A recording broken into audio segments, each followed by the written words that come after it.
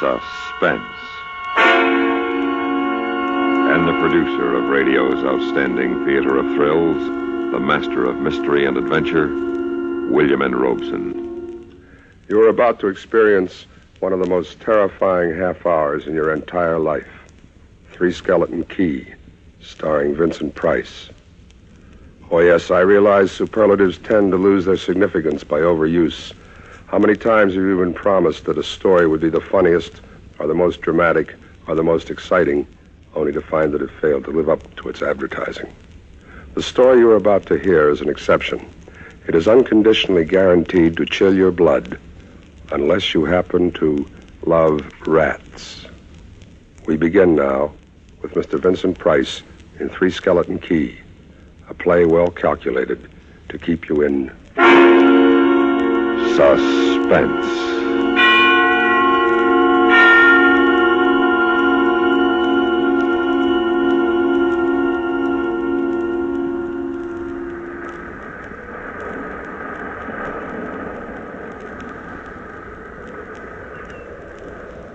Picture this place.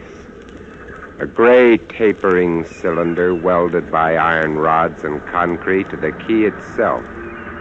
A bare black rock 150 feet long, maybe 40 wide. That's at low tide. At high tide, just the light rising 110 feet straight up out of the ocean. And all about it, the churning water, gray-green, scum-dappled, warm as soup. And swarming with gigantic bat-like devilfish, great violet schools of Portuguese man-o'-war, and, yes, sharks, the big ones, the 15-footers. And as if this wasn't enough, there was a hot, dank, rotten-smelling wind that came at us day and night off the jungle swamps of the mainland. A wind that smelled like death. Set in the base of the light was a watertight bronze door. And in you went and up, yes, up and round, past the tanks of oil and the coils of rope, cases of wicks, racks of lanterns, sacks of spuds and cartons and cans, and up, round and round. Over the light storeroom was the food storeroom, and over the food storeroom was the bunk room where the three of us slept. And over the bunk room was the living and cooking room. And over the living and cooking room was the light. She was a beauty, balanced like a ballerina on the glistening steel axle of her rotary mechanism.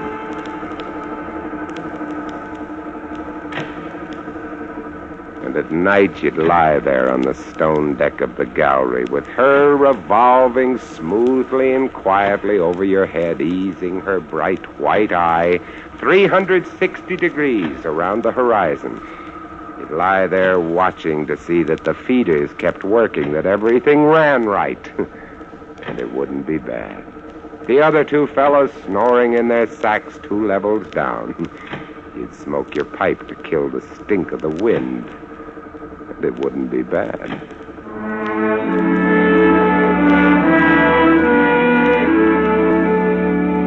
About those other two, Louis and Auguste. What a pair. Louis, he was head man, was a big fellow from the Basque country, black beard, little hard black eyes, and a pair of arms that I tell you, those arms were as big around as my legs. Yeah. Head man he was, and what word he let go was law. A silent fellow, and although I spent my first 2 weeks trying to strike up a real conversation, the most I could ever get out of him was... I took up this profession because I don't like people. They talk too much. It's... quiet work, light tending. Let's keep it that way. Understand? You're getting to be as bad as Auguste. I thought maybe... That was Louis. And when he accused me of becoming like Auguste, I quieted down, because Auguste was the talkingest man I've ever met. The talkingest and the ugliest. He was hunchbacked, stood 4 feet high, had red hair and big blue eyes. It seems he'd been an actor in Paris. Played in over 200 different productions, dear boy, at the Grand Guignol. Oh, but it was monstrous, horrible, the way we used to scare the audience. I was hated. Yes. They used to throw things and hiss and bare their teeth at me. Well, finally it got too bad. I couldn't stand it any longer. So I gave up the theater. My nerves, you understand. Yes, I gave it up completely. I really did. I couldn't stand it any longer.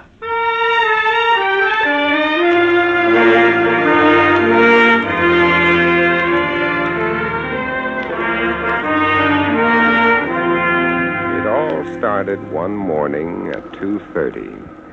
I was on watch, lying on the cool stone deck, pulling on my pipe, staring out at the blackness, the phosphorescent combers, and the big yellow stars, when out of the corner of my eye, I noticed something show up for a second. Something the light had touched, far off. I waited for her to come around again, and when she did, there it was. A three-master, a big one, about a half-mile off, and coming down out of the nor-northwest, coming straight for us. You must understand, our light was where it was for a very good reason. Dangerous submerged reefs surrounded us, and ships kept clear, but this one, this sailing vessel, was coming straight on. I went over to the gallery door and yelled, "Louis! Louis! What? Ship headed for the reefs!" Coming right up. I had the glasses out now. Couldn't read her name, but I could see her quite plainly. All sails set, the foam creaming away under her bow, her beautiful lines. A Dutch ship, I guessed her. Why didn't she turn? Every time it passed, our light hit her with the glare of day. Ship? Where? Nor-northwest. The light will touch her in a moment. Can't they see? Look at her. She just keeps coming on. The square heads. What is it? What is it? Watch nor-northwest. I know what it is. What? The Dutchman, the Flying Dutchman. She's derelict. That's it. Derelict? Abandoned. The crew left her for some reason or other, but instead of sinking, she's gone on, running before every wind. She'll not run long. Not with these reefs to break her up. A beautiful ship. Now, why would men leave a beautiful ship like that?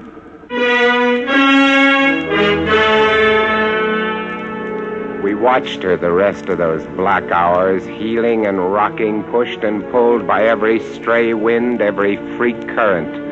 Watched her until the dawn came, till the sea turned from black to a pearly gray. And on she came again, heading for us. We all had our glasses trained on her now. Auguste, you can kill the light. Right, Chief. She doesn't look so good by daylight. Do you think she'll ground this time? I say, do you think she'll ground this time? This is impossible. Absolutely impossible. Why? Here, take my glasses. They're stronger than yours. All right. What is it? I had to focus, and then my breath froze in my throat. The decks were swarming with a dark brown carpet that looked like a gigantic fungus, but undulating. And on the masts and yards, the guys and all, were hundreds, no, thousands, no, I don't know, an inestimable number of tremendous rats.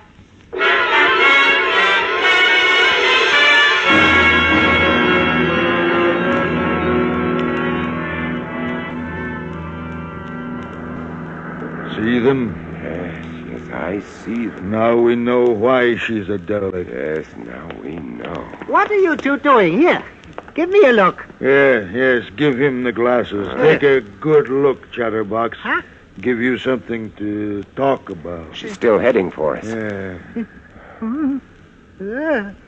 Look, if she's going to turn, she'd better turn soon. Suppose she doesn't. You mean suppose she piles up on the quay? It's low tide. Yeah. Yes, it is. Well, where's all the conversation? Auguste? No. Ah? No. She's still coming on. Go away. Turn. Go away. Turn, will you? Turn, I say, I pray you. Turn.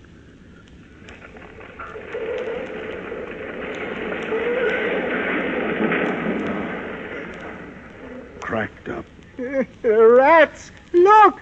On the water. Like a carpet. Swimming. Sure, they're swimming. Those are ship rats. They're swimming for the rocks. The door. Below. It's open. Yes, come on. Down we went, racing down the stone stairs, taking them 3 and 4 at a time. Scared. You can bet we were scared. Auguste, you get the windows. Maybe they can climb. We don't know. Right, Chief, but hurry. Hurry. See them? No. Oh, yes, I do, yes. Up at the other end of the rock. Look at them. Me! They smell us. Here they come. Close the door. I can't! It's stuck! Oh, here, let me.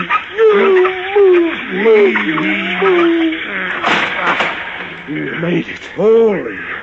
That was close. One got in. Look, there. We'll get him. Watch it. He's... Kick him. Oh, what a brute. He's as big as a tomcat. Bigger. His eyes were wild and red, his teeth long and sharp and yellow. He went for us, starving, ravenous. And we fought him, fought that one rat all over the room. It was, oh, believe me, I do not exaggerate. It was like fighting a panther. Got him. We'd better get aloft. Yeah.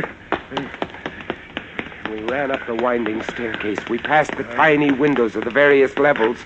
And at every one was a thick, wriggling, screaming curtain of brown fur. I was ahead of Louis, and I dreaded each successive level. Suppose they had found a way in.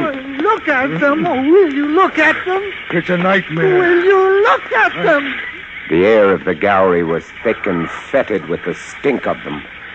The light was dim brown, filtered through the crawling mass that swarmed over the glass all about us.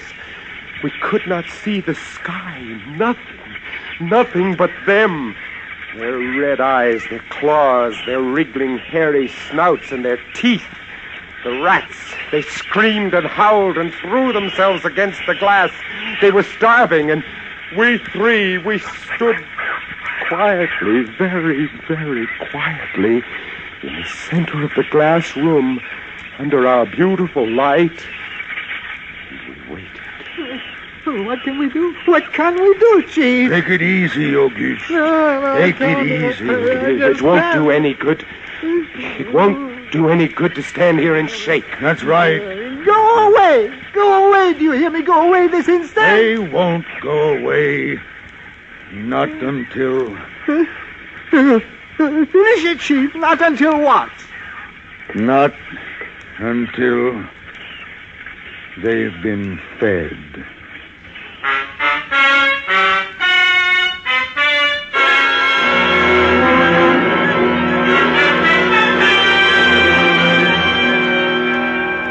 You can take just so much horror, and then you get used to it. And they were interesting to watch, you know. They couldn't understand the glass. They could see us and they could rush at us, but that thin, invisible barrier held them off, stopped them. From time to time, we caught a glimpse of the rocks below. More rats down there, swarming brown velvet in the bright tropical sunlight. And then the tide began to rise. If only it had drowned some of them. Ship rats don't drown. You can't drown one of them. Look, they're all climbing up the tower. Yeah, this bunch around us is getting thicker. Say, what's the time, huh? 6:15. You've got first watch. Yes, Wake that's me right. at 10. I will. Come along, Auguste. It was getting dark. One side of the room was lit a soft, filtered red. Sunset through the rats. Oh, very pretty. I set the wicks, checked my fuel, and then lit the lamp. It caught them, lit them in their gigantic wriggling web of pale, hairless bellies, twitching red tails, bright eyes. And then I started the rotary motor.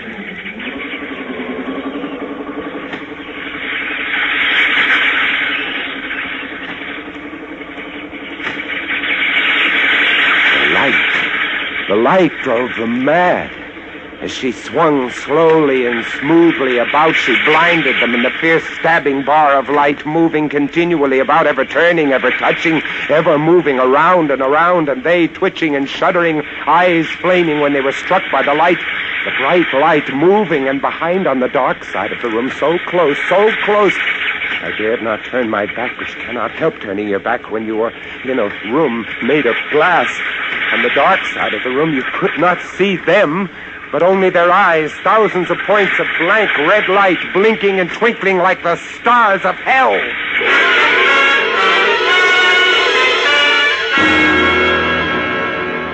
Louis relieved me at 10. But as you may imagine, I didn't get much sleep that night. And when I came up into the gallery early the next morning, there stood Auguste. He was bowing to the rats, waving his arms, and so help me, making a speech. My dear audience, I am going to play once again that magnificent role which made me the toast of the Paris theater. Prelate, the evil genius of the medieval underworld. I am he who did guide the dark soul of the Marechal into the nether paths. Do not be frightened, little children. I will not hurt you much. He kept turning. I stood staring at him, horror-struck, but he didn't notice me. The man had gone mad. He kept turning, telling his stories to all the rats, leaving not one out. Auguste! Another one, a latecomer. Take a seat on the aisle, dear Patrick. Oh, stop it! He didn't stop. He went on, bowing and scraping to the rats, his big blue eyes rolling and winking, his wild red hair waving about him. I grabbed him by the arm and slapped his face. He looked at me like a child, and then his face screwed up. He looked as though he were about to cry. Go below, Auguste. Go on. Oh, very well, then. Later, my dear audience. Later. Matinee today.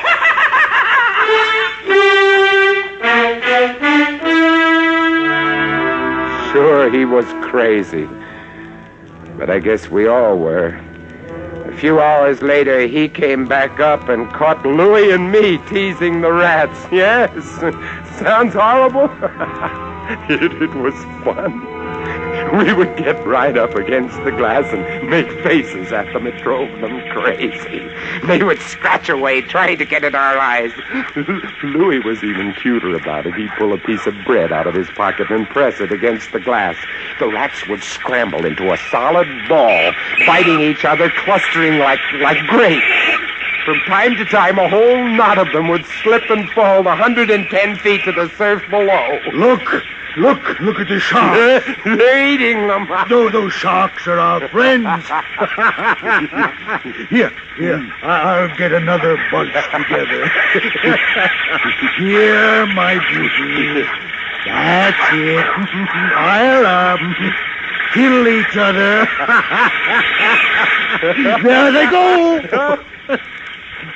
Auguste joined in, too. Oh, very ingenious, Auguste. He learned that if he spread-eagled himself against the glass, they'd bunch and bundle against his figure. Then he'd leap back. Look! My portrait in rats!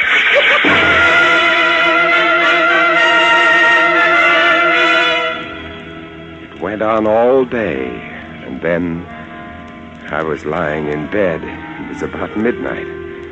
I was very tired, and I was just beginning to fall off to sleep when I became conscious of a new sound. I couldn't figure it at first. I got up, lit the lamp, and went to the window. Even as I looked at it, I saw one of the panes begin to sag in. They had eaten the wood away.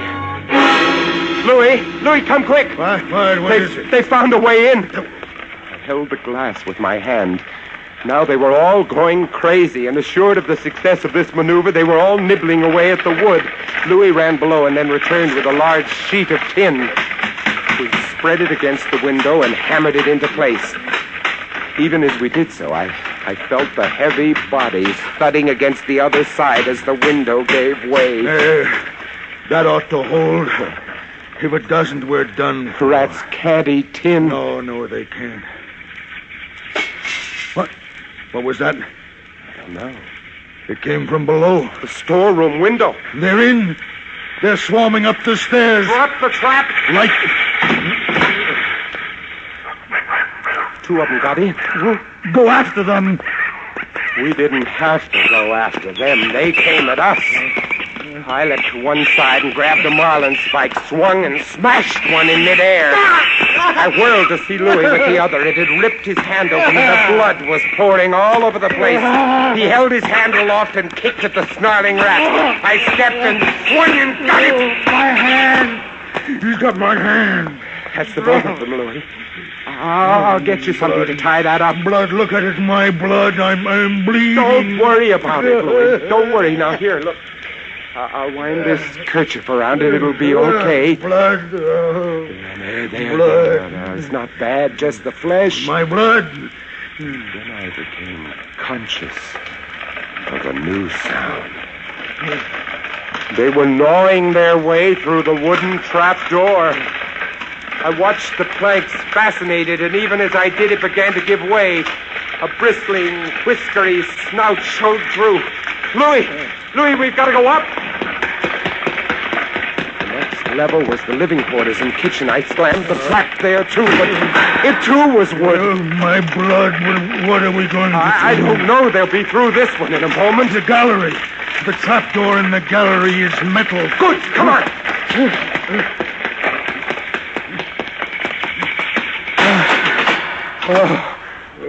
We made it. We lay across the trap, exhausted, while below us the rats took over the entire tower. I could hear them howling and fighting over our food supply, our water, our leather, and all about us the others screamed and glared in at us, swayed in a tangled mess, hypnotized by the ever-turning light.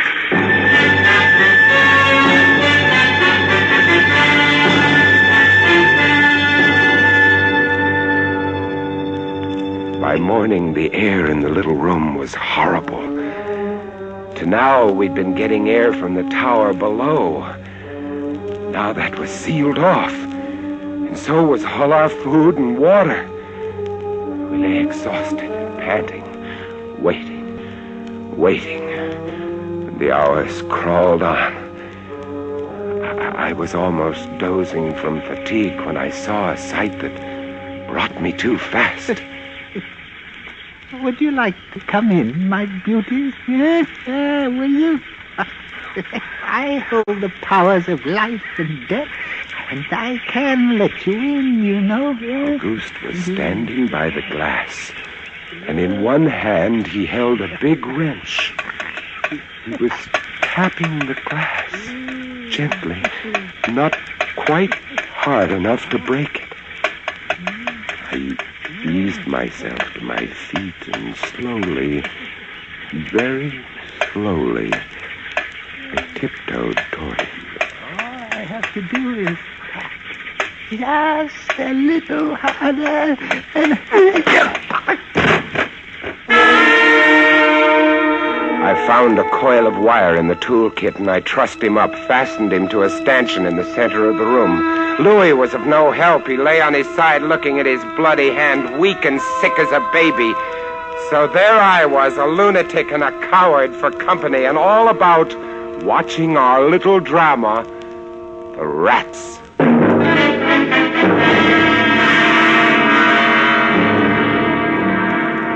The day dragged by. The supply boat wasn't due for another 12 days. I don't know what they could have done if they had come. And we had only one way of summoning them. That was to shoot off distress rockets, but the rockets were 4 floors below. And even if they'd been right there in the gallery, I couldn't have opened a window to fire them. That night I tended the light, but its flame was devouring our oxygen. The following day we lay, thirst-tormented, starving, waiting. The following night I again tended the light, but the small supply of spare wicking we kept in the gallery had become exhausted, and quite suddenly, at about midnight, the light went out. There was nothing I could do. Wicks were stored 3 levels below. Nothing I could do, nothing. From time to time, I'd strike a match to see the clock. And when I did, it lit up the million red eyes about us, all about us, watching, waiting. Below it had grown quiet. They'd cleaned us out, and now they, too, were waiting. All waiting. And then the rats, quite suddenly, were silent. And then I heard it.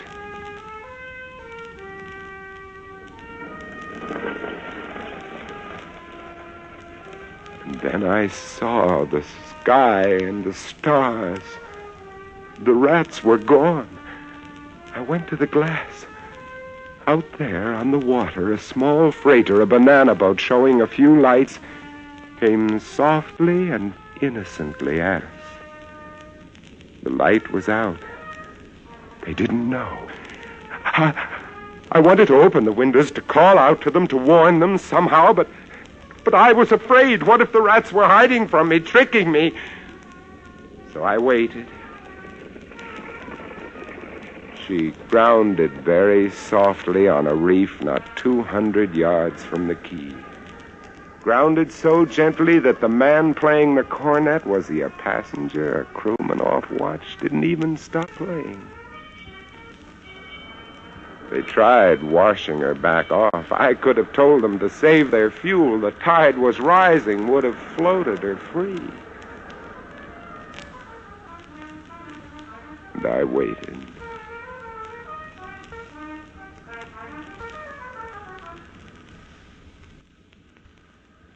Well, that's all. That's the story. The sun came up and there wasn't a rat on the whole quay. Every last one of that terrible army had deserted us. Gone back to sea on their new ship. August? Insane asylum, he never recovered. Louis, they took him into Cayenne where he died of blood poisoning from his bite. Life on 3 Skeleton Key isn't bad these days. But sometimes, when I see a strange vessel approaching, I get a little nervous. Sure.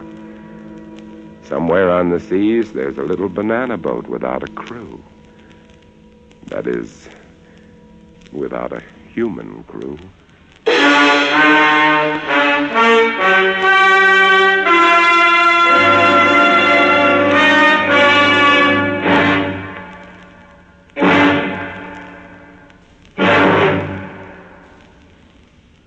Suspense,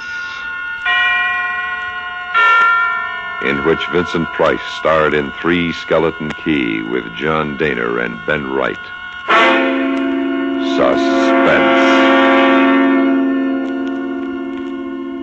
Suspense is written and directed in Hollywood by William N. Robeson. 3 Skeleton Key was adapted by James Poe from the story by George G. Tuduz. Leith Stevens composed and conducted the original score. Sound pattern by Cliff Thorsness, Gus Bays, and Ray Kemper. George Walsh speaking.